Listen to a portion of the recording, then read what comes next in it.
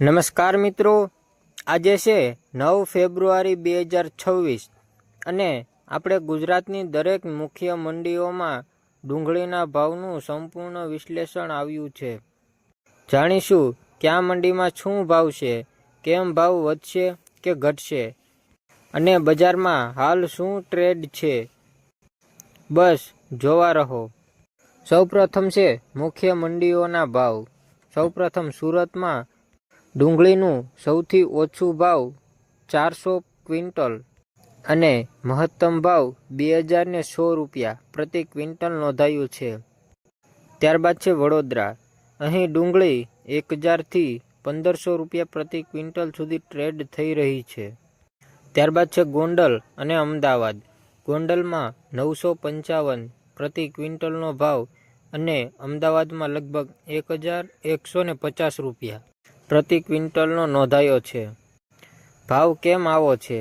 ડુંગળીના ભાવ ઘણીવાર સપ્લાય અને આવકોમાં જથ્થા પર આધારિત રાખે છે.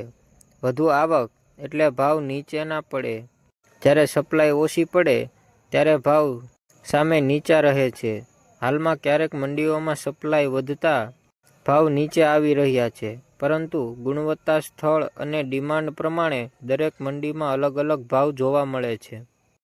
ખેડૂત અને ગ્રાહકોની સૂચનાઓ. ખેડૂતો માટે, જો તમારી ડુંગળી સારી ગુણવત્તાની છે તો વધારે ભાવ માટે સપ્લાય ઓછી મંડીઓને પસંદ કરો.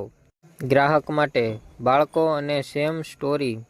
કોઈપણ બજારમાં ખરીદતા પહેલા આજ મોર્ગેન મંડીની રિપોર્ટ ચેક કરો. આમ દર શખ્સના બજેટને અનુરૂપ સાદગી રહે. આજનો તાજોનો મંડીનો ભાવ.